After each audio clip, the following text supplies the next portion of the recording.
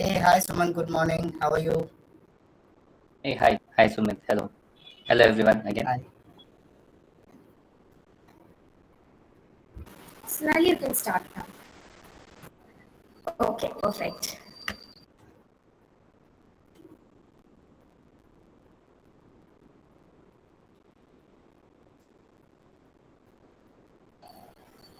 Hi, so good morning, everyone.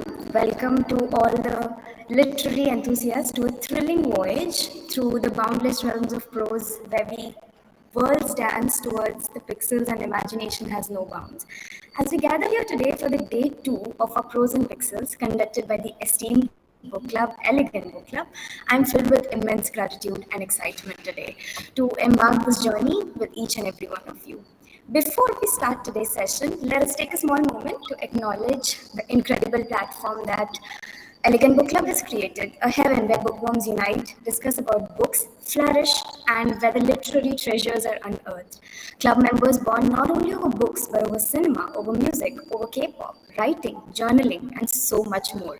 Guys, it's not just a book club, it's home, literally home. I'm Sonali, and I'm truly honored and privileged to stand before you, virtually of course, to host, ready to delve into the wonders of literature, explore the depths of today's session, and bring out the best. Thank you, Elegant Book Club, for this extraordinary opportunity, and thank you everyone for joining Prose and Pixels. So, without any further ado, let us dive headfirst into the world of thriller and suspense with our amazing speakers today. So, coming on to the topic, so, our topic is intersection and divergence of approaches in writing psychological thriller and psychological fiction. Well, psychological thriller and psychological fiction share a very common ground, which delves into the human psyche, exploring complex emotions, motivations, and behaviors. However, they also diverge into the certain aspects, primarily in the narrative, focus, and pacing. We are readers, of course, we love the suspense and the drama, but of course, lot comes into picture when it comes to writing about it. We have three amazing speakers with us today, through which we will dive into this amazing topic. And let us take a moment, and ladies and gentlemen, let me introduce you to our speakers. Please join me in welcoming our esteemed guest to the panel, an author whose mastery of suspense and fiction captivates the readers. With the penchant of crafting thrilling narratives that keeps us on the edge of our seats, author of the book called Girl Gets Kidnapped, please welcome Mr. Sumit Pramanik onto the virtual dais. Welcome, Sumit. Thank you. Perfect.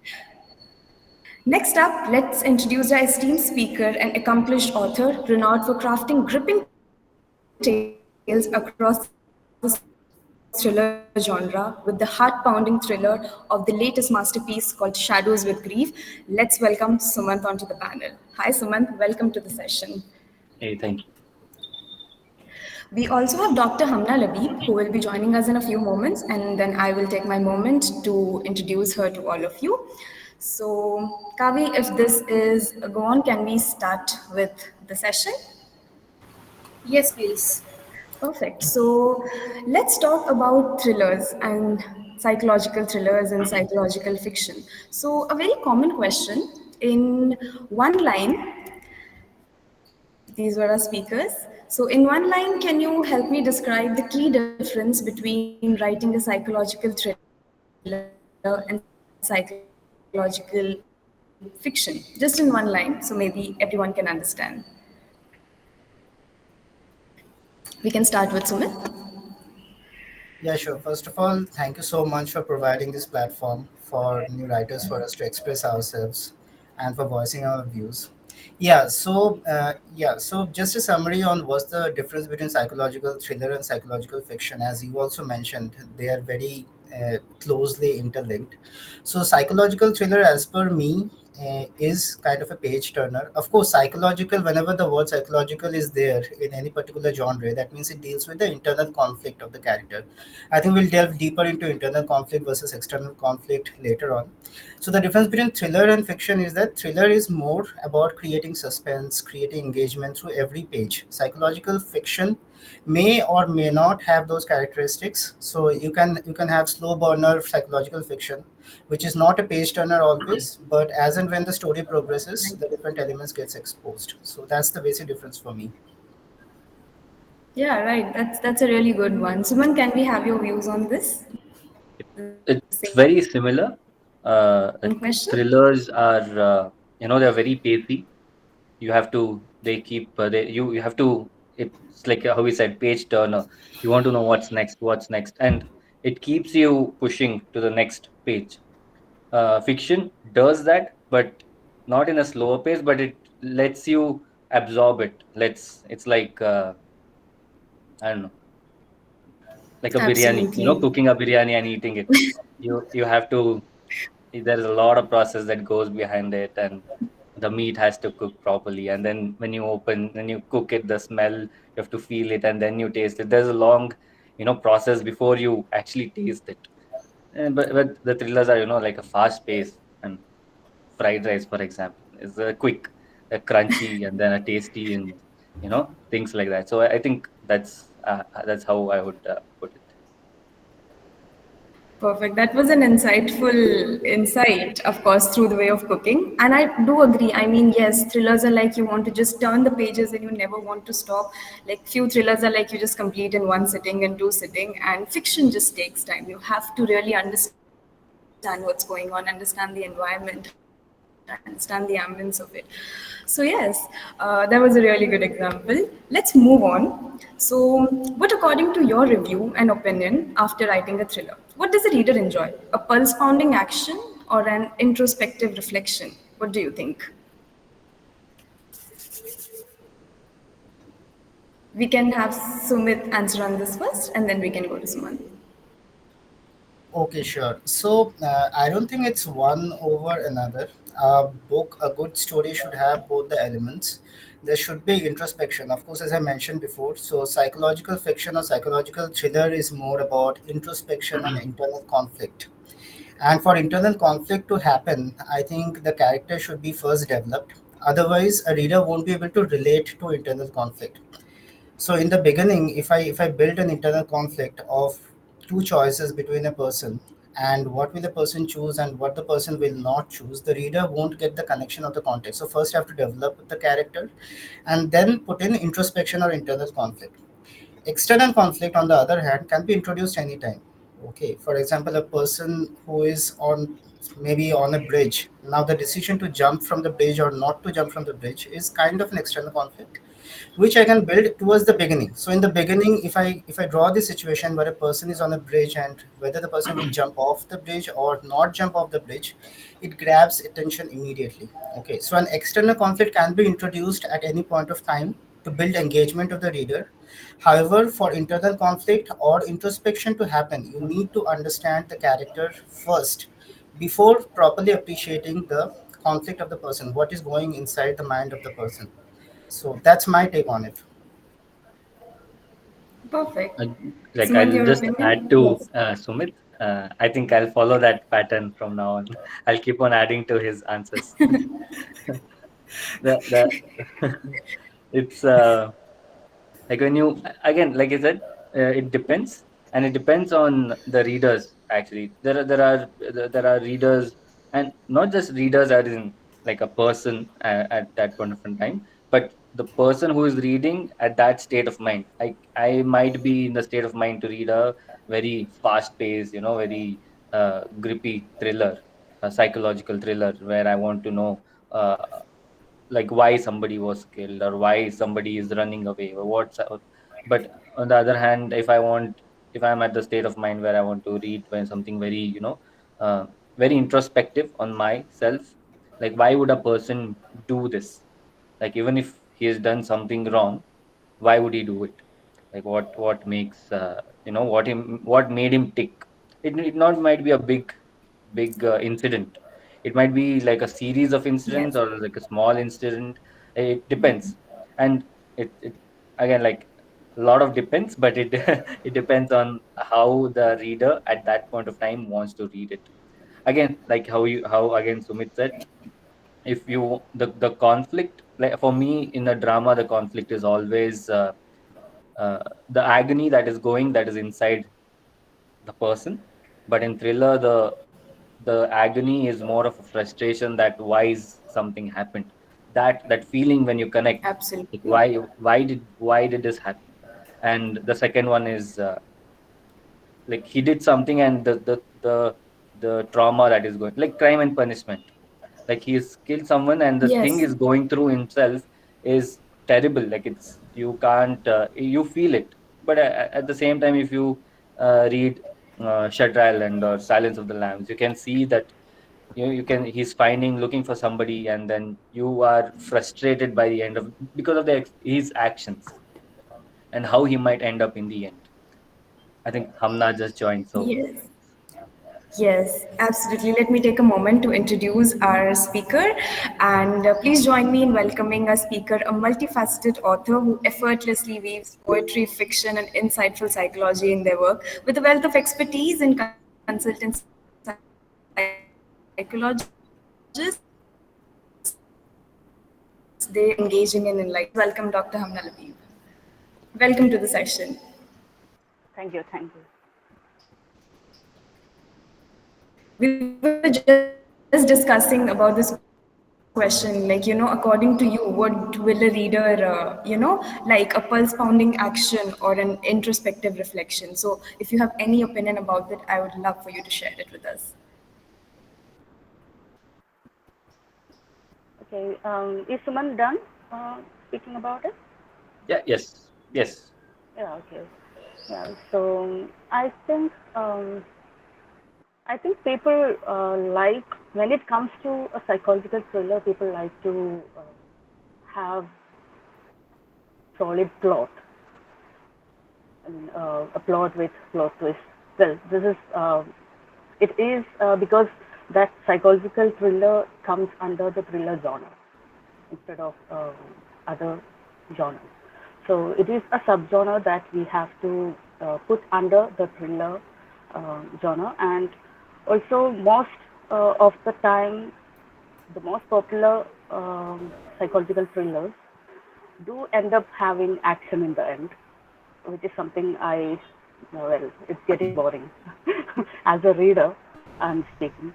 So when it comes to writing, after the book that I wrote that comes under psychological fiction is not actually a thriller, but it does have its mysteries and a particular plot. But I think I have focused more on character-driven storytelling. So, and there is this common notion that readers do think that psychological fiction in general means psychological thriller. This is something I have seen very commonly, and because of this, I don't know if it started with the publishers or the writers or the readers, but this is what people take for psychological fiction when we are um, when we promote a book saying this is a psychological fiction. People are imagining this is going to be a thriller. So that expectation, when it comes to reading, when we expect something out of a book, but it doesn't end that way, especially when they are expecting a plot with multiple twists and subplots, and they end up finding a character-driven story. This can create a disparity between what they expected and what they end up getting after reading. So after writing a thriller, well, I haven't written a thriller yet. The novel that I have recently completed writing, it does have a few thriller moments, but not exactly. Again, I would classify it as a literary mystery instead of something that ends up with some action or, Interesting. yeah. If we take into account some of the most popular works in this genre, The Woman in the Window, Girl on the Train, Yes. and The Silent Patient. Well, The Silent Patient is something that I would say is a literary mystery rather than action thriller in the end. But when it came to, if anybody in the audience here hasn't read it, I have to say this might have a little spoiler because it's an old book. The author is out with his second book, so I think you're too late to read it anyway. So the thing is, The Woman in the Window started off as a great writing, because The author himself was a magazine editor for years, and that editing skill shows really well in that book. And the plot really unraveled in a slow burn kind of way. It was well detailed, everything like that. But in the end, when yeah, this is what I wrote in the review about the book. The book should have ended 20 pages before it actually ended, for it to be a psychological thriller. You know what I mean? So it was like the last 20 pages was added because this was the expectation of the audience, because there should be some physical struggle, there should be some action packed in to make it a thriller. But it would have still been a psychological thriller if they ended it 20 pages ago. So this is something I really wish that readers understood.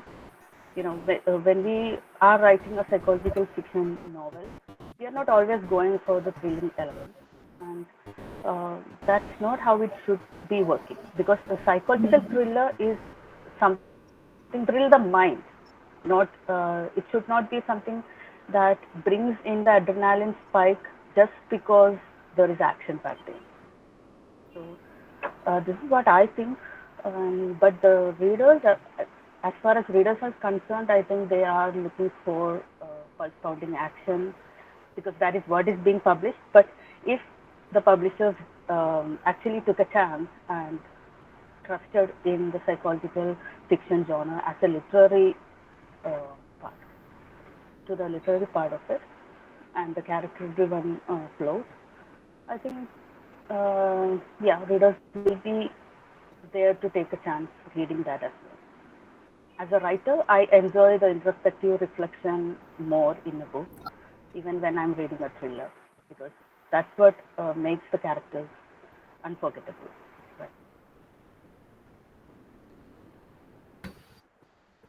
Yes, I absolutely agree with this. Like when you say psychological, immediately we readers think that it's thriller. We don't delve much into like, is it a thriller? Is it a fiction? What is going to happen? Instantly we think this is going to be a thriller. There's going to be plot twist coming. We are expecting everything. Like now someone will die. Now something will happen. Now someone will kill someone, and we expect that drama all over the book. But when we fail to understand that it is not actually a thriller and a fiction, our expectations are generally let down. So, as an author, it was a very interesting perspective to understand that how we readers should actually understand the genre of the book perfectly. Is it a psychological thriller or a psychological fiction? But trust me or not, readers these days are actually going more towards introspective reflection. They are looking more towards, like character driven stories. People want the characters because, Yeah. characters are something that stay with us forever. Even after the story ends, the character will stay in our head. Even if I forget the story sometimes, the character will always stay in my head. I will say, yeah, I read that book and that character was amazing. So trust me or not, even if it's thriller, even if it's a fiction, character is something that is like make and break of the story. So generally, most of the readers that I have been engaging with, people are like, not much plot twist is needed for every story, but we want great characters. So yes, as Yeah. everyone is saying, responsible reader is what we as a reader we must do. So we Um, must actually understand the one difference thing I would between yes, please. Yeah, one thing Yeah. I would like to add to this is when I wrote the storyteller and published it. Of course, I had some mystery in mind, and but I decided to give away that mystery by the middle of the book because it is not supposed to be basically a mystery book. But when I got the cover designed by the publisher, it it really indicated towards a dark mystery, which it is because a book doesn't have to be a single mystery throughout. It can have multiple mysteries that keep unraveling over the book, right? So, and this cover, those who have read the storyteller would know. It has a very haunting kind of cover, but at the same time, it's a paper, crumbled paper with a silenced girl behind it. So it's a kind of overlaid cover image. And this cover with the purple color, purple hue to that, actually got many readers thinking it was horror or thriller kind of stuff. and that was misleading as far as they were concerned, as far as some reviews were concerned. But there was nothing that suited the mind of the characters, the mind games that happened within the book, and that cover was perfect for that. But this is also another thing that readers think about psychological thrillers and psychological fiction. The cover has to, it doesn't always have to mean it is a horror thriller or something like that. It can simply be dark and still be just about mind games.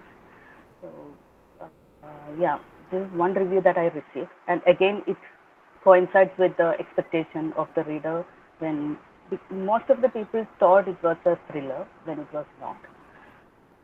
It's What also is that? the publishers. Sorry, please go ahead. I'll follow what you said. Please. Oh, no, no, no, Sumant, you go first, No, please, no, this no. time, I was please. joking. I was joking. Please go ahead. Okay, okay, all right. So just one small point to add. So what Dr. Hamna mentioned is very important. So in this age of instant gratification, when people are more into Instagram reels, those 30-second videos and all, so readers are looking for some kind of engagement or entertainment every one page or two page later, right?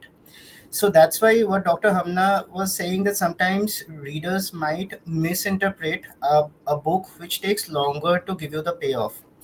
Okay, so my logic is that you have to be balanced, and of course, Sonali's perspective is very refreshing. It's very refreshing to know that readers are more and more going towards that old school vision of of reading slow burning books.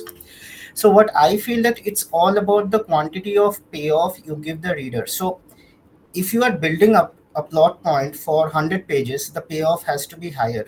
Okay, otherwise the reader won't keep himself or herself invested for those 100 pages. If you are giving a payoff for after every 2 page or after every 3 pages, then the payoff need not be that higher. So for me personally, I think there has to be a proper balance. So the whole plot or the major payoff can come towards the end or towards the middle of the book, as Dr. Hamna had done in her book. However, you have to keep giving the reader small, small payoffs in between to keep the reader engaged. They need not be as big as the final payoff or towards the climax, the payoff that happens. However, you have to give the reader small, small payoffs in between. Otherwise, in today's age, with the little shrinking attention span, Attention readers will span. zone out of Yeah, the book. yeah, right. But Absolutely. I really think what Sonali said, there is a huge market for drama, so psychological drama. It's just that how uh, like there's always a trend, right? Like the when trend starts that everybody wants to like thriller, and then publishers and authors and everybody to sell more books, or the publisher to sell more books, or the pressure from the publisher on the writer. We end up making something thriller even if we don't want to. And there are readers of every kind, and they'll always exist. We do say that the readers are less nowadays, but I feel it's just a matter of going and finding them.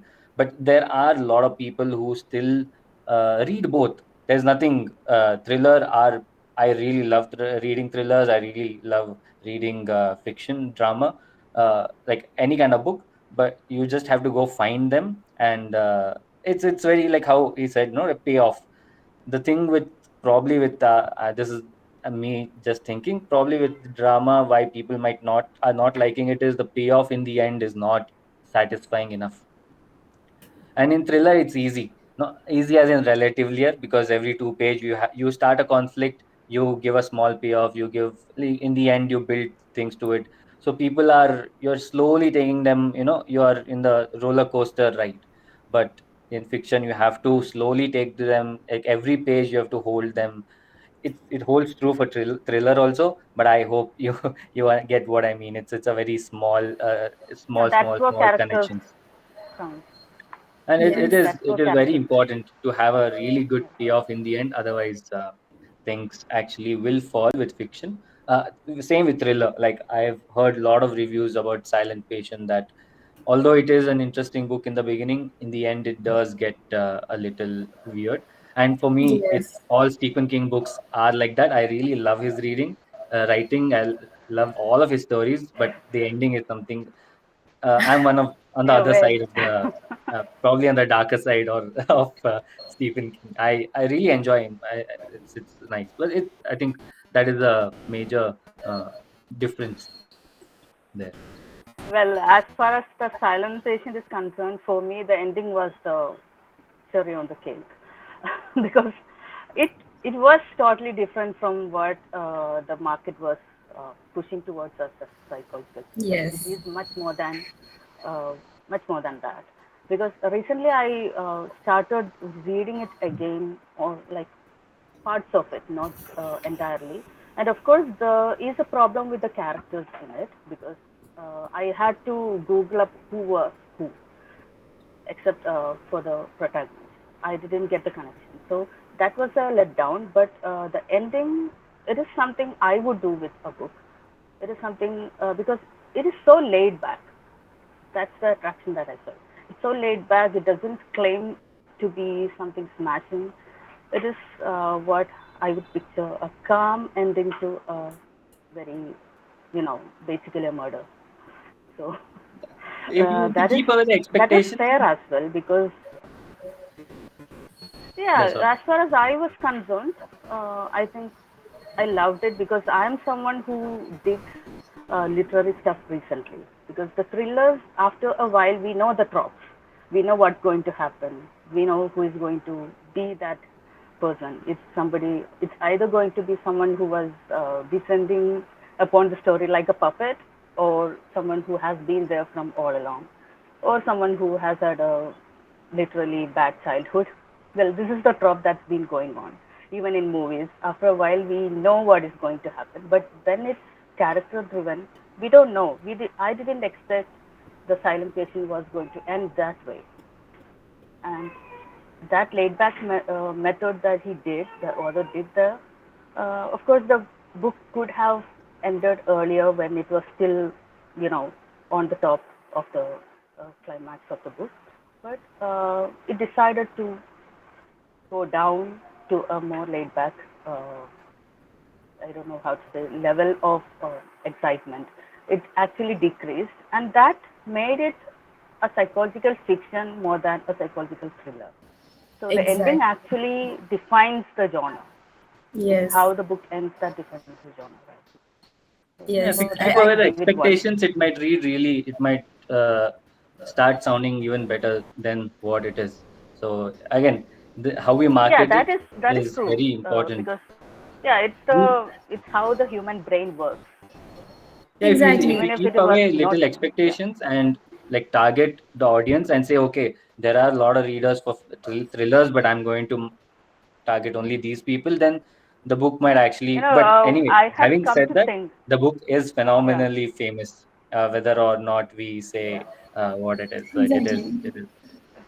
Yeah, I have come to think that even if a book is not great, if it meets the expectation of a reader, it's still going to be a hit because people like to be right about something.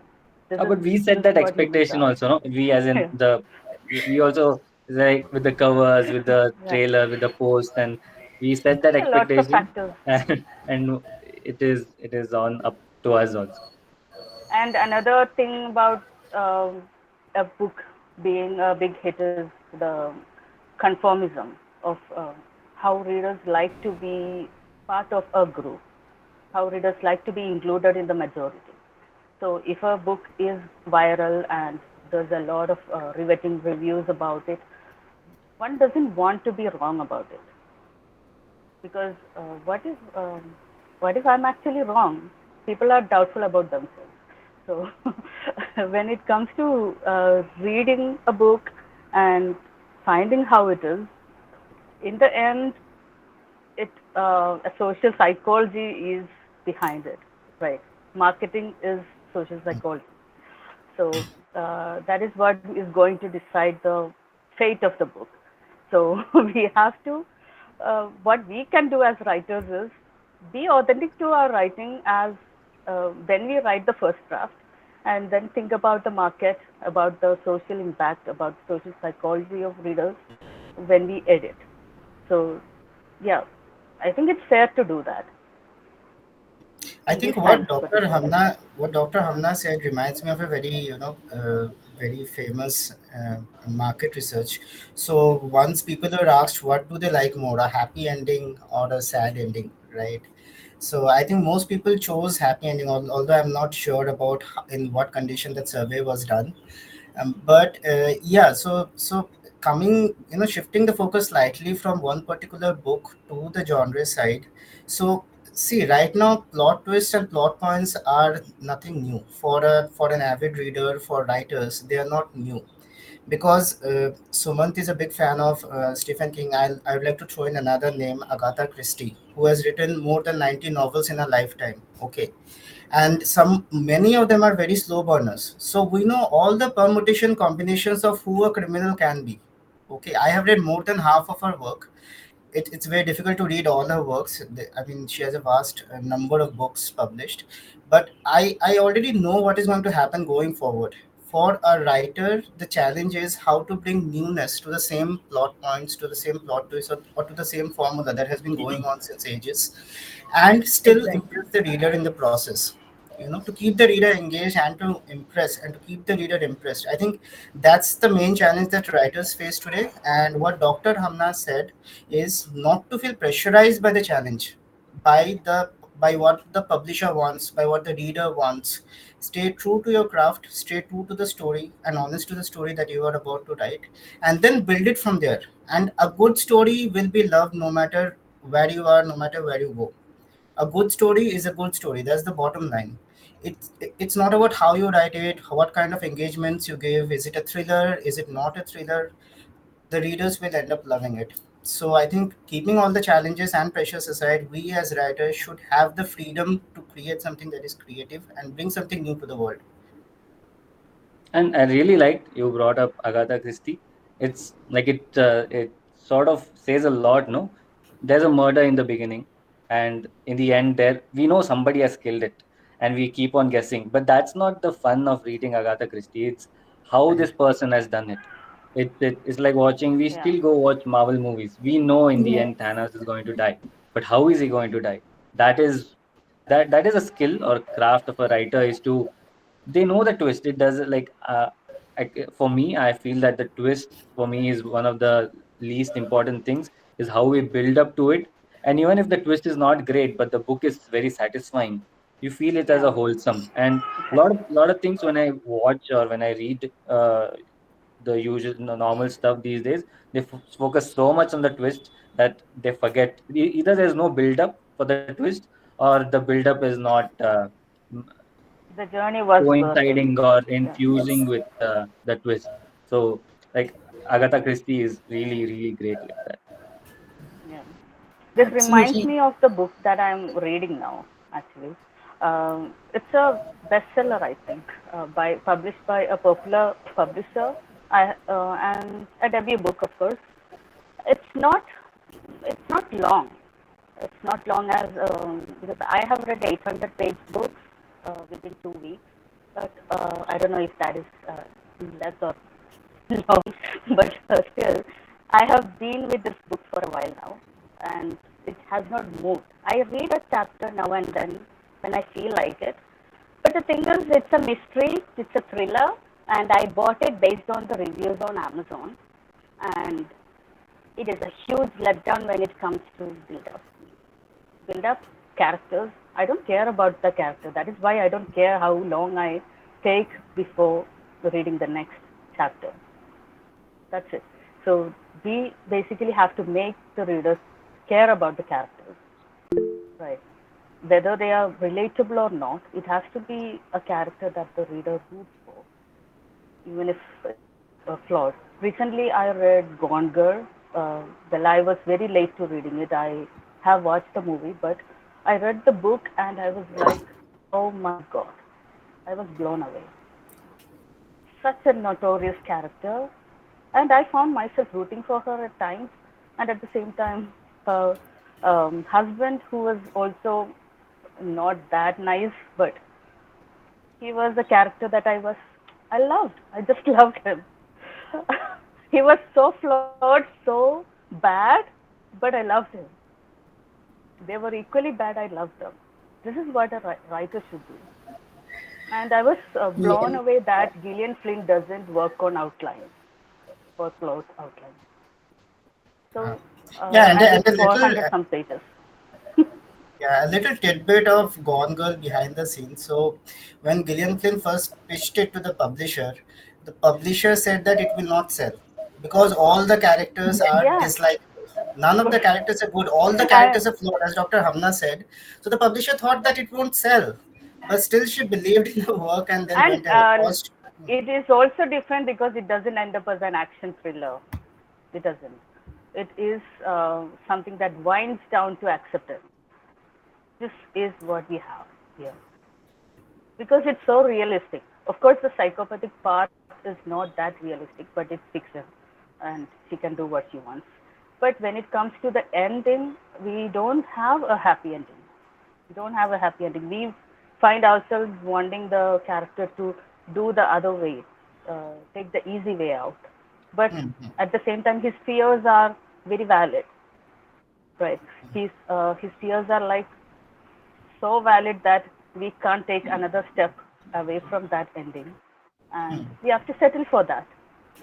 But I'm happy I read the book.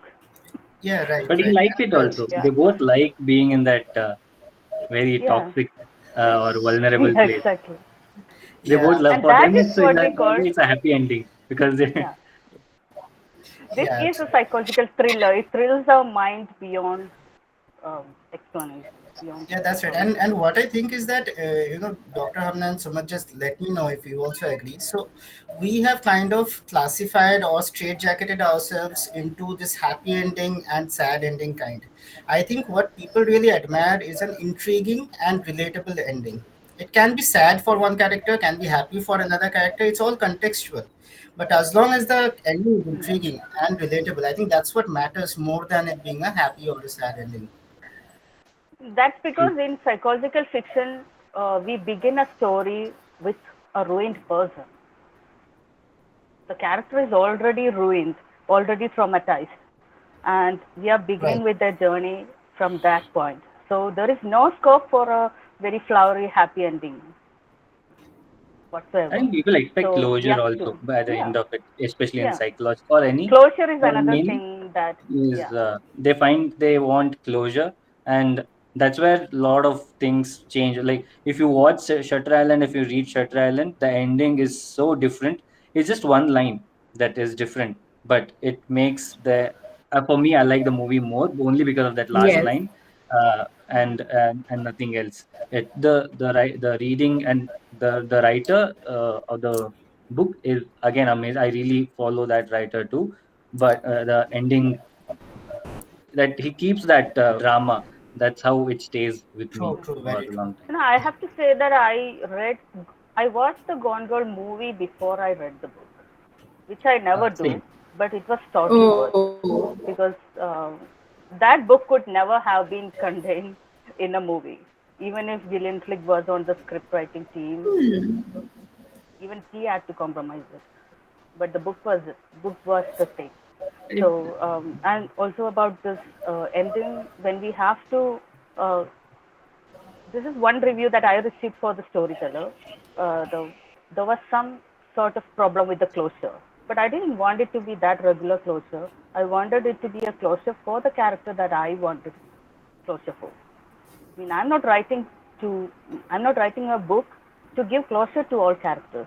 I'm writing a book to take them through a journey of their own and leave them there and figure it out for themselves. Because they do it in my head anyway, so why should I do it on the paper? So And this yes. is also what to keep the we option do. of a sequel open, right? Yeah, right. To keep some open threads because of that. Yeah, of course. It's not a Yeah, in case very it sells well, you can open-ended go for it. Yeah. cliffhanger type, but yeah, I understand that. And as far as Gone Girl is concerned, a sequel is coming. I read about it recently, so Yeah, again, I heard that good. Yes. that looks promising, right? Yes. We are still not done We with the we have characters yet. That kind of thing. You should exactly that's what actually we bring need on the next to. question because We Yeah, have Sonali, if you covered let us know, resume we'll in just keep hand. talking. Kavi, you want to say something? Please go ahead. Yes, I was just reminding कि और भी questions हैं in the presentation. Yes. Sonali, you Okay. will have to do multiple answer questions. Otherwise, I think we will keep on going. Yes, no, maybe, maybe not. Okay, on that note, let's move on to the next question. And we have this. How do you balance the need for a gripping plot with the desire to explore the depths of your character? I think it's quite similar. Like, are you just looking for, like, let's do a plot twist, or you have to still look for the characters, right? The characters are still running in your mind. So you think we have to make a balance, like Sumit said, but is it really difficult to make that balance, Yeah. or is it like comes when you're writing? What happens there? Well, yesterday and today, I edited the first three chapters of my work in progress. Uh, Not progress, the work that I recently completed. And I did this because those were chapters that I wrote 4 years ago. I took 4 years to finish this book. So those were chapters I wrote 4 years ago, and they were crisp and short, and I was um, writing this fresh from the editing spree of the storyteller. I started it after I finished editing the storyteller. So I was still an editor when I wrote that. So it was kind of boiled down to just the necessary elements. And now when I read it, I see a lot of lacking in details in it. Of course, I left it for the editing part, and I have been working on balancing the plot versus the depth of the character, because we need to reveal the character considerably in the opening chapters, but at the same time not give away a lot, keep some part of it mystery. And as far as the gripping part is concerned, we need to maintain the mystery. We need to hook the reader right off the bat. We have to put them in the middle of a murder. If it is a murder mystery, we have to put them in the middle of action. And this, when also I'm doing this with multiple point of view, multiple points of view. So the first chapter is a particular person, second chapter is another one, and the third chapter is, the first one is a therapist, the second one is a police officer, and the third one is a widow of the murdered person. So when this happens, we are shuttling between these points of view, and we need to switch very rapidly between them. As a writer, I can do it, but will I be Yes. successfully able to make the reader feel that way? That is a concern that I had. But while I was editing this, what I did was I delved into the mind of these characters, in like added a few paragraphs within these chapters. But at the same time, the ending of the chapter, when I leave it hooked, and also I'm using a non-linear narrative. So this is something we can use. The how the narrative technique is used. That actually helps with balancing the plot, the revelations, with keeping the reader hooked. Because once the police officer says something, or does something, and ends at a cliffhanger, the next chapter about his experience Yes. or from his point of view comes a few chapters later, and the reader has to reach there. So this is what I'm doing with the current work, and I hope that will pay off. I have seen that work, because once a character is introduced, a person is invested in that. They want to know what happens to that character next. But I'm not going to give it to the reader until a few chapters are done. So this is the thing that I am doing to balance the plot and the characters. So I can explore each character from first person point of view, as well as uh, keep the reader hooked. Hopefully, because I Yes. I say hopefully because we don't know what kind of reader is going to pick this up. So yeah. Exactly. I actually agree with that point where you said like you bring the readers into the drama and you to the mystery. Like if I take an example of the book called 13 Reasons Why by Jay Asher, I think the first line that the book says is, if you are listening to one of the tapes, you can be one of the reason for the death of the main character. Like instantly the readers are hooked, like they feel like they're involved in the story. So I think that point was incredibly like perfect when you said it. Like you want the readers to be a part of that mystery. You want the reader to think, okay, they are solving it. Okay, they are being the part. They are the one being doing it. Anything to add to this? Please go ahead. Sumit, you have any? Before me This add, is we what can. I. This is why I have. Yeah. I mean, I chose first person point of view for this because of this particular reason.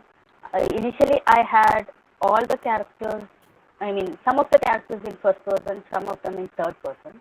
But then I realized I had to put every one of them in first person, even if I have to give them unique voices, and it's going to be a quite an ordeal. It's not going to be easy to have 6 unique voices in a book, and but I'm going to do it anyway because the story cannot be told in a third person perspective if the reader has to care about them, because that much introspection is going on and there is going to be a gap. Initially I was not a fan of first person writing. I thought it was too narrow. My first novel is completely in third person, but it was a drama and it was effective in that way.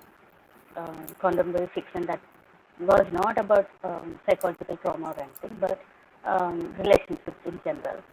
So for that, third person worked because the pathos was better that way. And at the same time, Yes. in this book, there is no character who is wallowing in self-pity. Self-pity is something that would really put first-person narrative off. And we have to really be careful about not bringing that in. So even if this woman is a widow, she cannot be hitting herself for the readers to feel connected to her.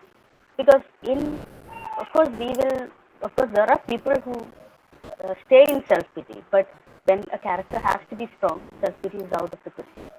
So this is one thing I want to do right, bring in the emotions without characters feeling bad for themselves. Instead, the reader should feel bad for them. So I, I don't know how that is going to work, but it's like a dream, you know. I have read novels that where the character is like constantly feeling bad for themselves, and uh, they are like, it's cringe, right? Basically, it's cringe. They have to do something about it, not sit there and feel bad about them. So yeah, I think I'm done talking about this, at least now. So Yeah. Sumant, you want to go next? Yes, I please, have to Sumant. find new things to say, but I can't follow it. uh, Okay. yeah, so like balance in psychological thriller, there is I think going into the character's mind is inevitable. If you choose a psychological drama or a psychological thriller or anything that you say psychological without going into the minds of the character, it can't be called technically a psychological uh, book. uh, and for me, I don't know, it sort of works for me. I get bored very quick, very fast. It takes just like 2 minutes it takes for me to get bored. So when I'm writing or when I'm editing, if I think it is bored, then I either rewrite it or stop writing it and revisit it again.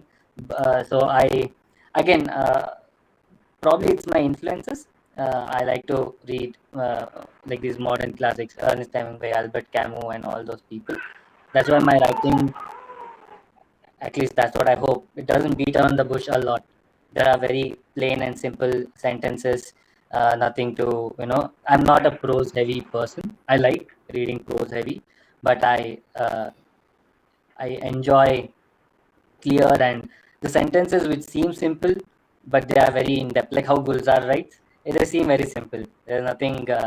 It's like a speaking of simple purple line. prose, Yeah, he is very. He'll just if you're talking to him, it feels like he's talking to you. But when you listen to it for the second time, you're like, how did he even think of this? like what are those words, choice of words, and how we weave them together. I definitely that's the aim, but the balance you have to bring it if you want to call it a psychological something.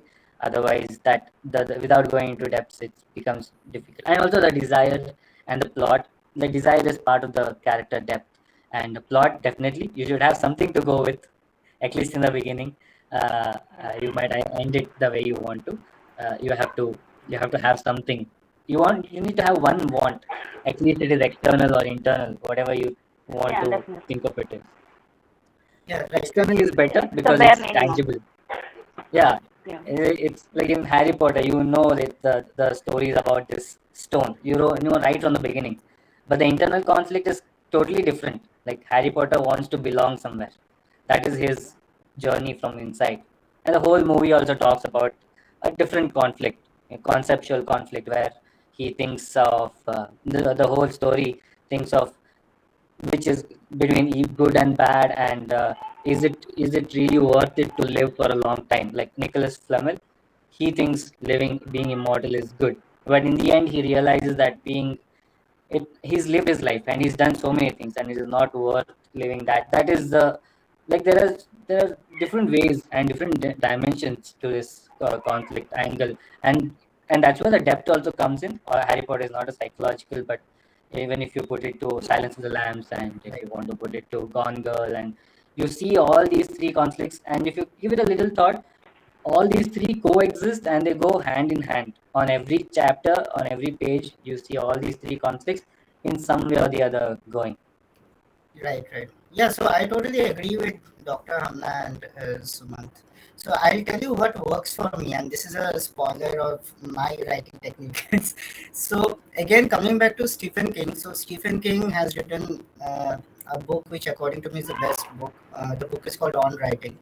So that's the best book if you want to pursue writing. So Yeah. in that, he has a very simple sentence, which is a three-word sentence, and the sentence is "Kill your darlings." Okay, which means kill Yeah. your Kill your darlings. darlings. Yeah, which means that Yeah. sometimes what happens is we write too long. Okay, and we think that this is the best piece of writing that I've ever done. That's what happens in my first draft. My first draft is around 1,015, I mean, around 1 lakh Yeah, definitely. words long. So when I'm writing the first draft, I don't think, okay, I go totally in depth into the characters as much as possible, okay, as if I know these people. However, I have seen that I need to show in the story actually 20% or 10% of the actual character, because there's something called a subtext, right? So, subtext is something that remains below the storyline, and it is for the reader to read between the lines and understand the character. I can't spell out, it will be like spoon feeding the reader, and you got to make the reader think that the reader is smart. Okay, it's all about inference. The reader is reading something, but the reader, he or she, is inferring something else from what he or she is reading. Yeah. If you don't make the reader feel smart, then you will lose out the reader. Okay, so what I do is Exactly.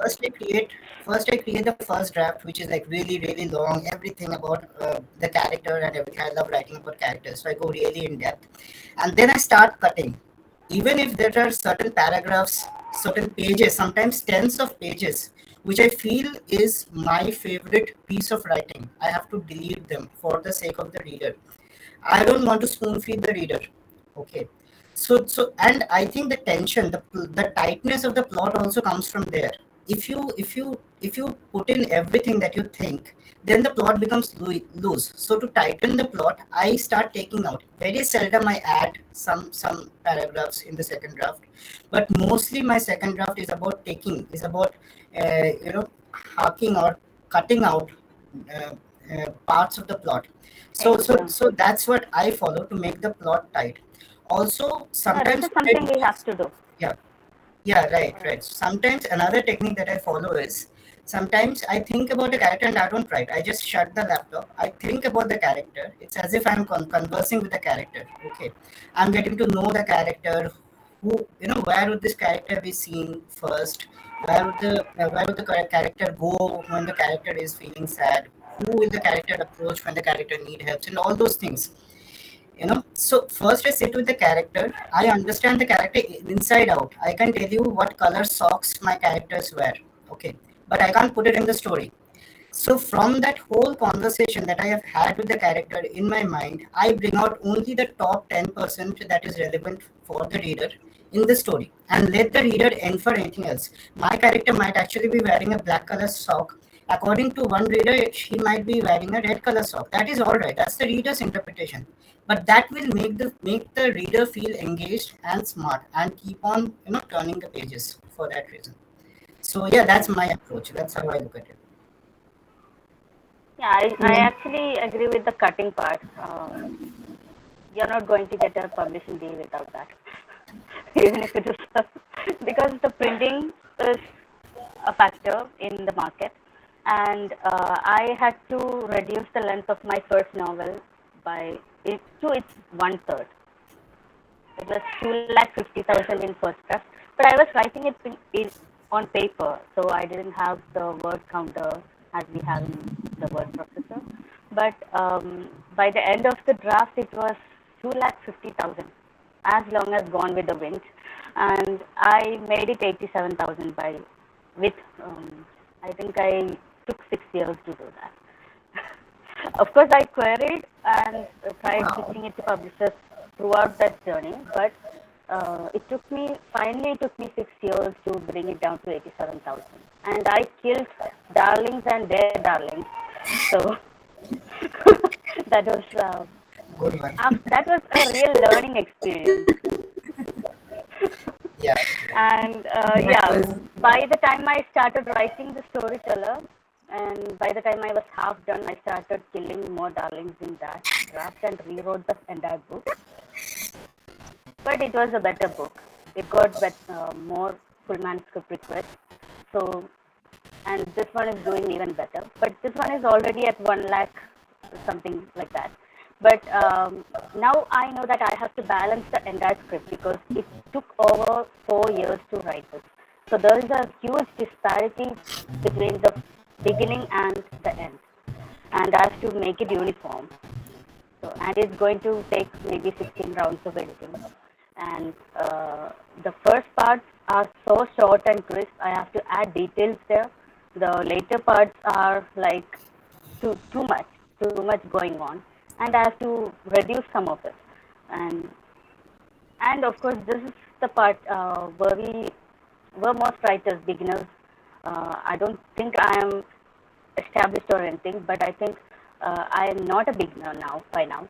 So what I have to say is, we are very emotional with our stories, right?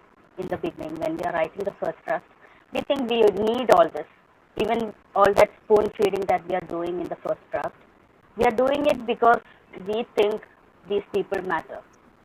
But for these people to matter to a reader, we need to give them a hand. We need to, like Sumit told, we have to make the reader feel that they are co-authors in this work. They have to fill in the details, some of it at least. And for this, we really have to hack down the script to the bare necessities. And but at the same time, I have seen many writers struggle with length. They can't write too much. They are not able to bring in more details. They are not able to write enough. So they are writing a novel within 30,000, 40,000 words, but a novel is 50,000 and more. And I'm like, what is so difficult about writing a first draft that is lengthy? Yeah. So yeah, So yeah, so uh, Doctor, as Dr. Hamna said, I mean, this comes everything we are saying, everything we are advising comes with a disclaimer. See, since we have been writing for so many years, through several years of trial and error, we have perfected what suits us. Okay, what kind of technique suits us. It might not be applicable to everyone who is starting to write, or yeah, every writer has his or her own style. So it's not a generic yeah. This advice. is We're just our trying own to see what works what for we us. learned from our journey. Right, And also what right. works for us. Yeah. So Oh, Yes. yeah, it's what works for us. And like I said, in this work that I'm editing now, I have to balance the length throughout the book. So the initial chapters are like 2 pages each, and then suddenly it starts getting 4 pages, 5 pages, and some chapters are like 2,000 words, and this creates a sense of imbalance throughout the book.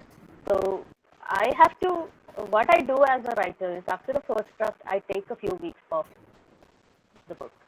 And I think we already discussed all these things in the Writers Forum group on by EDC, right?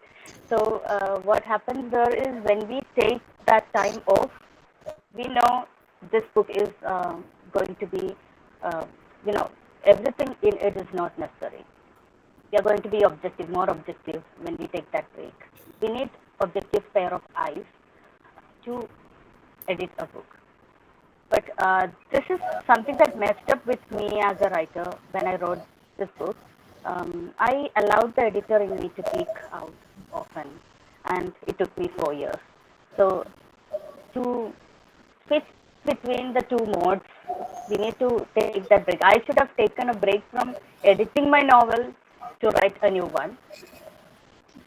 Just it's like the other way, right? When we are writing a novel, we have to take a break from it after we finish the first draft to edit it, and we have to take a break from editing after we finish the book to write a new one. Otherwise, the editor is going to come back when we are doing the first draft, and my God, it took me 4 years. Means I didn't mean to take 4 years. So this is one mistake that I would say writers avoid. So take that break. Yeah. It is quite interesting to know, because as a reader we are like, whenever some of our characters die, our favorite, like banging our head asking the authors why would you kill our favorite character. I guess now we will I'm have all in for that. I love killing characters, especially characters that mean something. Interesting. Yeah. Okay, with that, let's move on to the next question. And it is, Yeah. how do you approach creating suspense in your writing without relying solely on plot twist or cliffhangers? I think this is quite, we've already discussed many of the points of this question. So do you have anything else to say about it, or we can move to the next question as well? Anything works. Dialogues. Dialogue. Yeah.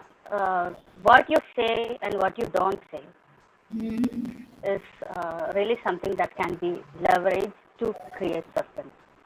I mean, I did it this morning. Okay. So what is, I want to project a particular idea about a character, but I know it's not going to be the ending of it. But at the same time, the character has to talk, has to say what he or she has to say, and the reader has to think. We have to make the reader feel they are thinking what the character is saying. They are hearing it. The character is saying something, and they are hearing it the same way. But in the end, when they hear it the other way, they have to go back and think, oh, didn't she say it this way? And they will find they did it after all. So we can actually use dialogue to create suspense by skipping what we don't want to say. You know what I mean. I don't know how to bring it to words right here. I'm not able to articulate it, but I think I can articulate it in the novel. This is what I discovered recently, like last night. A dialogue can be really a tool that can be used to make the readers wonder what this person is up to. Yeah, Because right. we don't, Dialogues are just because mainly we like know the story. yeah. Yeah. Dialogues are again very important. It's like how do you say, a first person element in a third person novel. Like it Yes. can be unreliable Yeah. and it can be Yeah. reliable. I don't know what the things are, but for this specific question, like how Sumit said last time in the last question, like we have to make the readers feel intelligent, and this is Just what because quite we a few know, people use right? it. Quite a few like good writers or even movie makers, filmmakers use it. They make the readers feel very intelligent right till the end, and then everybody thinks that that is a twist, but then there is another twist that is coming. You see in all of the Christopher Nolan movies, you know that this is going to be the end, and people are Then the expecting. readers feel that they're foolish, that Yes, they did not see it coming. and that is Also, that, the that is movie where that the is smart, at the end they feel foolish. yeah, and that is where that all comes in. Like, oh god damn, I didn't see it, and that is Yeah. you start It seeing, was oh yeah, there all the while. throughout So you see, dialogue can be effectively used to foreshadow, to give and out there red should be red herrings, herrings. to I yeah. don't mean that there should be red herrings or there should be lies that I am false lies, false promises in the beginning. But like the whatever they are guessing should be true, but there should be something beyond it. Through Yes. there's another layer here that you have to slowly build. That should be hidden. Like this Yeah, is a yeah. technique a lot of people use that they use one plot twist to hide the another, and in the end it comes. Mm. And this is the that main approach that you're creating suspense. People are engaged. They want to know whether I'm right or wrong. That is a mystery of it. But you Yeah, can't solely rely on Yeah, it. I'm You yeah, have to bring something. yeah, absolutely. And I'd like to touch yeah. upon a I'm a few huge fan of. tools. Yeah, yeah, please go ahead, doctor. Oh, okay, I was just saying I'm a huge fan of dialogues that end a chapter and make us readers think, oh, why did he say that, or why did she say that? Because a dialogue can be something that really powerfully introduce something, but it doesn't have to end in the same chapter, right? So Right.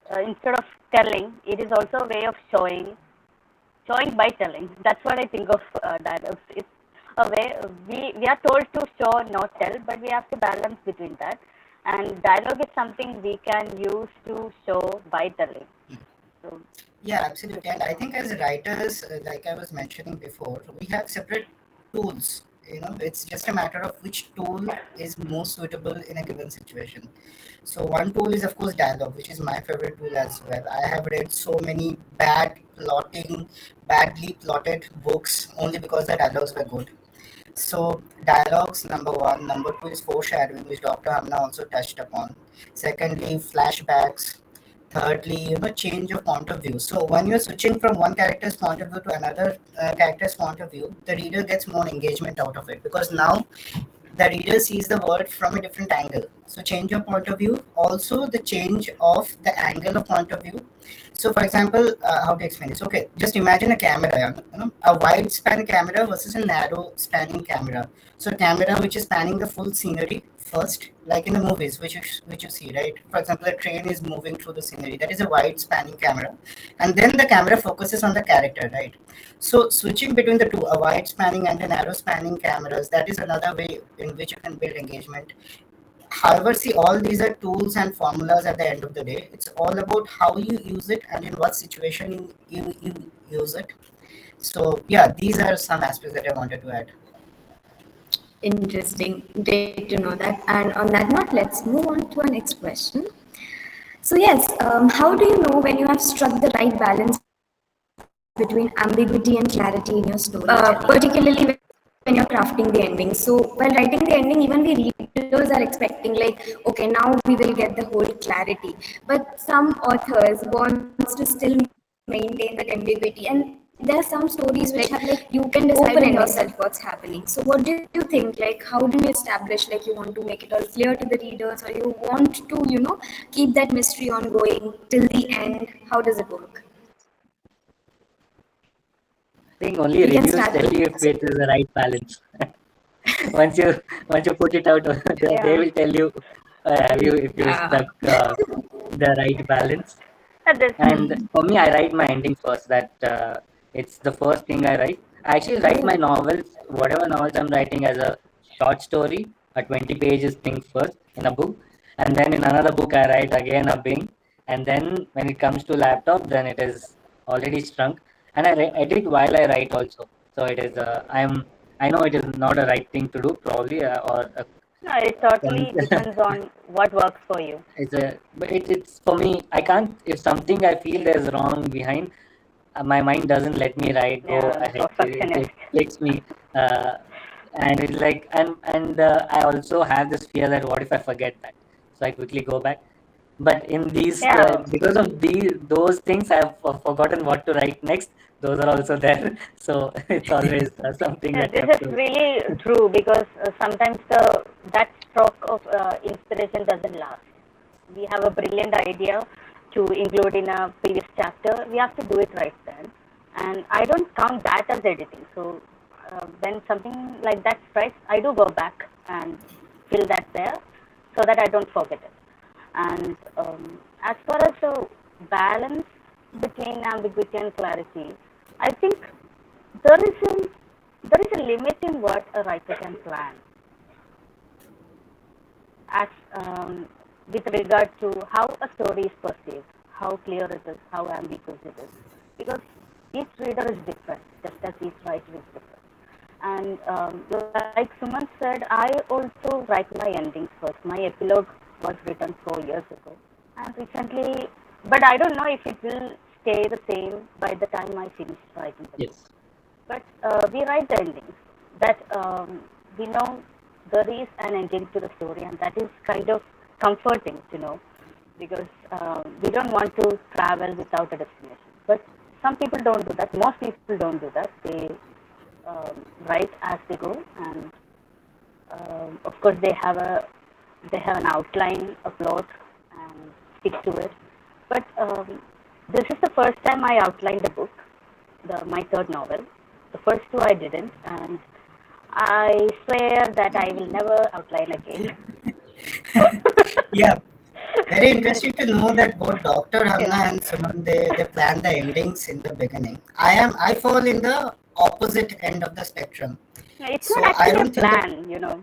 yeah, It's not actually a plan. It's like a scene that we have in our minds, and we are just Right. getting down on paper, right, and right. it's just so beautiful to have that ending to a story in our minds. I don't know about readers, but Yeah, for it is. example, in It's not a storyteller, I have strategic. an ending. Yeah, yeah, I have It is an not a ending that is strategic decision. yeah, it Sorry, is sorry. not. It's just Yeah. something that happens in our mind, Yes. and I, of course, I write a lot of notes that finally come together in a book. And sometimes Okay. I have a chapter in this book that I actually took from a book review that I wrote. So I, I had Oh, to okay. put it in this book. Yeah, it was just so this character, and it was a book review that I had written for The Sense of an Ending by Julian Barnes, and I wanted that paragraph to be this character's thoughts, and I put it Oh, there. I don't know what kind of author does that, but I did it It's a anyway. cool thing So to. yeah, yeah, yeah, very interesting. So as I was saying that I fall in the opposite spectrum. Okay, I hmm, don't want to visualize my ending in any way. I don't even want to know, because I feel that if I know the ending somewhere or the other, I will keep dropping hints towards that ending, and I'm very scared that the readers will pick it up. And if I don't know about the ending, the readers will not come to know about the ending. I start planning my ending after I am say two-third into the book. Then I start planning. Till then, even I don't know how the ending is going to look.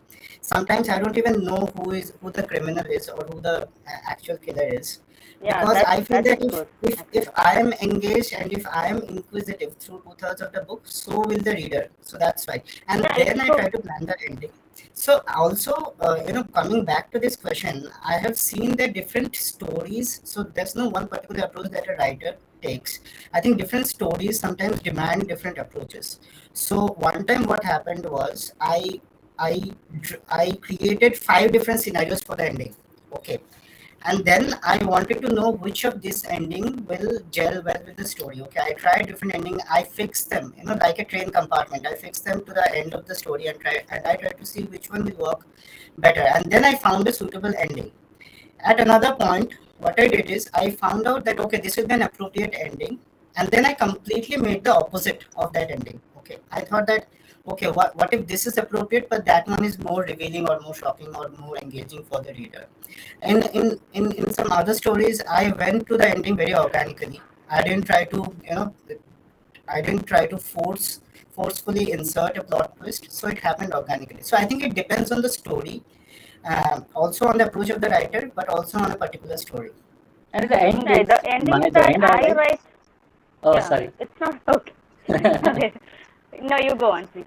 Like the end I write is they usually come at two-thirds only, and then there is another ending that the story will start demanding by itself. But my ending is Yeah, something. The twist I want to give, I always give it in the first half. That is where my all the first twist is what, like, rather than saying twist, when I write a story, I make an ending, and that ending I make it as a first half, and then I like continue writing for the next, so that I don't get The bored. For rest me, of the that's the story main is thing. yeah, the rest of the story is what the character does with that, Yes, right? yes. For me, it is very important. I get bored, like I said, bored very quickly. If I start, Yeah, when I read, I'm like, what is this yeah, right. I've written? And then I You quickly can't leave. hold court for Yes. yourself. I've removed chapters after chapters. I write. I'm a writer, as in I'm a copywriter as a profession. So from last 10 years, for whole my life has been removing words so that to make the headline or the copy Yeah, more crisp. So it comes as a very I think natural to me to use natural. minimal words. Even my first drafts are usually very short. They don't go beyond Oh, 70,000 because, like I said, I'm editing while I'm writing. It is book. I don't have a count of how much the word count is. When it comes on the laptop, it's very short. And like I said, no proses, and that is where for me the ambiguity and the clarity, I bring it more clearer by not saying a lot of things. I think Sumit also brought it up sometime earlier. yeah. Sorry, Sumit, I The take a lot ending of that your. I write is not like I'm not giving a resolution. I mean, it's not. It's the ending that comes after the actual ending. You know, the whatever climax the book comes with, the ending that I write first is the epilogue, the after the story. You know what happens to the characters later on. So I don't know how the book ends with regard to the plot, but I know where the characters will be after the story happens. So this is the ending that I write beforehand. And as with the beginnings, I do what Sumit said. Have 4 or 5 beginnings. Choose which one would hook the reader into the story. Same. I don't do that with the ending, but with the beginning, I do that because Yes, yes, I do it in the sometimes we beginning. do have to. Yeah, we do have to think about what is going to make the reader pick this book, and that of course while querying all the publishers or agents, most of them want the first 3 chapters, the first 5 chapters. So we have to make that one hit the Right, right. That's target. a very smart Yeah, approach. Yeah. yeah. So I hope so, and that has happened. And also I do sometimes insert new chapters, new details into the script while killing a lot of darlings. And the ending, as for this is like, for some it might be anticlimactic when we write an epilogue, but it's just a sense of an idea where the characters are going to be after all this problem, all this trouble, conflicts they are facing. So the ending of the storyteller, I wrote it. I'm not going to reveal or give any spoilers, but if people are going to read it again. But when I wrote the ending first, it was on a dock near a lake. The 2 characters in that epilogue are talking to each other on a dock in near a lake, facing the waters and having a very personal time. And later, when the book was done, they were in the train, but having the same dialogue. So this is the kind of ending that I write. It is very flexible. I can change where they are. Nice. Yeah, but the emotions, that's nailed. Because by the end of the story, the train made more sense because the setting had changed. That kind of thing. There's nothing. We can't plan everything too much, right? Perfect. So that was really interesting answers. And let's move on to the last question to wrap up the session. If you could write any one classic psychological thriller or psychological fiction, which one would it be? Would you like to rewrite any of it? I don't rewrite, but for me, always all the books I write, all the stories that I have, they always have one thing. Like my first book, I was really inspired by these two books, and in the second book, I was inspired by this movie, and I wanted to make something very similar to. There's a Hindi movie called Pyasa. I don't know. It's a very old movie. I don't think anybody would have watched it, but the one of those. It's that's how I at least in my head is like, okay, this is this is really cool. If I would have not tackled that subject, but the vibe of it, the emotions, or the I mainly do like work on the trauma and the grief and all those things, right? So like I see it through my angle, and that's how you can call it rewriting. But yeah, there are a lot Yeah, of movies or rewriting films would that I want to put. yeah, rewriting would mean we are not happy with it, right? Need Is not that be. true, Sonali? Yes, Probably yes. you like it and you. Oh yeah, I thought probably you like it and then Yeah, you want to maybe add your take on it. I think add your own signature or add your own Yeah. flavor to a particular story. Because see, classic psychological thrillers are classic for a reason, right?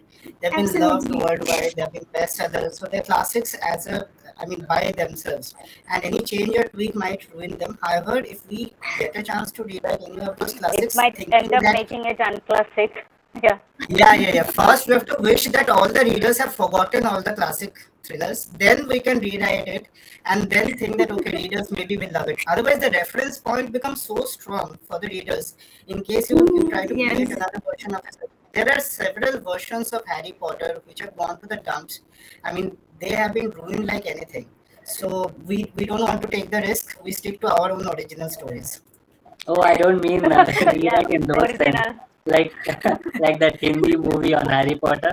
I tell it was on Abracadabra. It comes on Pogo. So I Seriously. don't. So so it's not Yes. like that. But it's you Oh, like something and then you like okay, it's so cool that it's the thought I Uh, mainly again the philosophy of it is so interesting. Like crime and punishment. yeah. The philosophy is so nice. I think what Sumant is trying to say, we feel I wish I had written this book. I wish I had written something similar to this with Yeah, my yeah. own flavor and with my own signature. I think yes. that's what we're trying to convey there. And then you relate with the character, and then you say, "Oh, it is Yeah, that's something what very I was similar." confused about this question.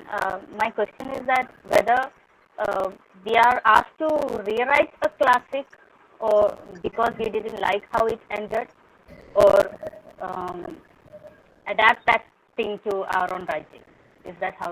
Uh, Which one was yeah, the I think it's question, more about in I my adapting. think Yeah, it's view? both yeah, because if you see these new Knives Out and Glass Onion, they're all Agatha Christie, but they're also in a very nice. I like both of them. I like Agatha Yeah. Christie. I like those movies. It's just rewriting it in a way, but it's in their own angle to it, or own philosophy to it. yeah, right. Perfect. I don't know And about That was a great classics answer. in this genre.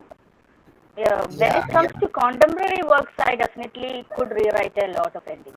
Like I said, I am yes, very much. Oh, I have kind of gotten bored with the action thrillers that end up having a physical struggle. So I really want to shave that off. yeah. So many books. And Sometimes just keep it we psychological, man. yeah, sometimes Yeah. I'm sure this is the same feeling that many of the authors share. Sometimes we feel like writing spin-offs. Taking one particular character and writing a spin-off plot yes. story on that particular character. It has happened so many times. I mean, a lot of books like that exist in the market. Mm-hmm. So sometimes we feel that way because we like one particular character and we feel this character has not been highlighted enough in a particular book. So what if a spin-off happens to that character? So that's one feeling that we sometimes get.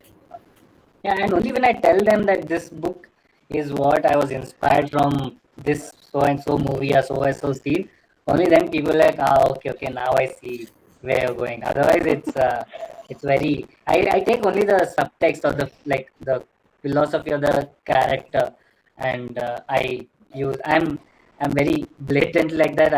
It's I read because I read and watch a lot. It slowly, subconsciously, I do think. Lot of things we try to Yeah, reuse, yeah. And you and can't help it, right? that's how it As happens also. you can't help it as authors. Once you're reading a book, constantly at the back of your mind, what if the plot becomes like this? What if the plot gets modified like this or that? You can't help it. Authors' brains work that way. And even in real life, Yeah. you see something and you always see a metaphor in it, or you see some kind of angles in it, and then you're like, okay, what this, or how, why did this person say it, what happened then, and what if I make my character say it. It's always those kind of things. You Yeah. take inspiration from within you, from outside you, and what you interpret, and they all come together. And I think that's why I tend to write psychological fictions is because all these things about who and what, why is something going in your head, even if they have done the horrible thing, why they have done it is something I've been asking myself Yeah, for is a there really long time. justification The thing behind is, it? reading as a reader and reading as a writer is very different. So, I things actually when read you, twice or watch twice so that I read yeah, first time I'm reading or once, watching, All I all books or only the ones yeah, that you this is like? something that only the ones I constantly, like. And I like a lot. maybe, yeah, I don't know if any of you have read the book Girl A by Abigail Dean. It was a psychological fiction. It's not a thriller, thankfully. So I really enjoyed the subtext and all that unsaid things in the book. And it's a very good psychological fiction. And what uh, I see many readers rooting for relatability in characters. Like, how far are we going to be relatable to a character who is supposed to be unique? It's something I don't want to do. Like as a reader, I don't want to relate to a character.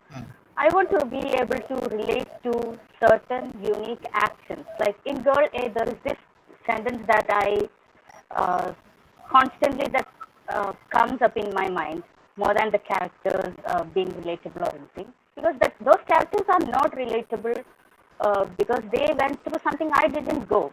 We can't say all characters have to be relatable, I but think there when is this people say sentence. I'll say I think yeah. when people Yeah, say So relatable, they also sometimes try to mean realistic in a way. Like yeah, this character is maybe so that. relatable. psychologically thinking It might be not I think characters. relatable to it's me, but then yeah, it is so something which I see around. Because plausible. Yeah, yeah, I write very can flawed happen. and horrible characters. I can't if I start being them, then it'll be really bad for me.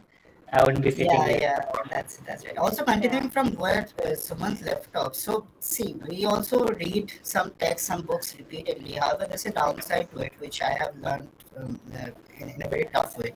So, what happened was I read Gone Girl like 4 or 5 times. Okay, in a stretch. Right after I completed, I again restarted. After I completed, I again restarted. Then, when I sat down to write, I could feel that particular style of writing coming into my writing, percolating into Yeah, my it writing. would. I don't want that to happen. That's why I took Yeah. a break. I read some other books. I got to a neutral position where I can let my own creative style of writing flow through. And then again, I started writing. So that's the downside of This is so reading one particular important. book. Yeah, Yeah. And you keep, that's so even I think important. even if you think it is wrong and you keep on doing it, writing it again and again, somewhere you'll find something of yours because that is also Yeah, inevitable, our right? voice Something, will emerge. yeah, it will Right. come Yeah, out the moment things go out of your system. It will come out because as much as if you have read something for five, like at least 5 times or 6 times, if it is going to seep in, your internal inherent qualities will also definitely come out some point of the other. It works both ways. So I that's why I use books is because I don't have to revisit them. I write right. The moment I feel something is new, then I start putting it on. Not even new, but yeah, something so slightly what Sumant said about characters being realistic rather than being relatable, that term is, I think, used interchangeably sort of because, no. I yeah, still I not sure, yeah, but that's I think it relieving is. to know actually, because realistic we can do, but relatability is something we can't. Not everything is everyone's cup of tea or experience. And there is this line in Girl A that kept me reading. It was not relatable in any way, but this line from a paragraph, a scene. The protagonist is reading a newspaper, and there is a picture of her mother news, in that particular news clipping, and she turns the paper instinctively to see the back of her mother's head. And I was like, oh my god, who thinks this way? Other than me, other than me, someone else has thought this way. that was the that was kind of the intellectual relatability that I was seeking in while reading. And this is what I seek. I don't want the characters to be like me or me to be like the characters. But if a person is doing something I would do, and it's something as simple as turning a page where a picture is to see the back of that person. Okay, that is something that is unique in the literary sense as well as a human, as well as from the point of view of a human, right? We want to be, we are like, there is a voyeuristic nature to that sentence. There is There is Yes. so much depth to that single sentence, and this is what I seek in writing when I Yeah. read. So, And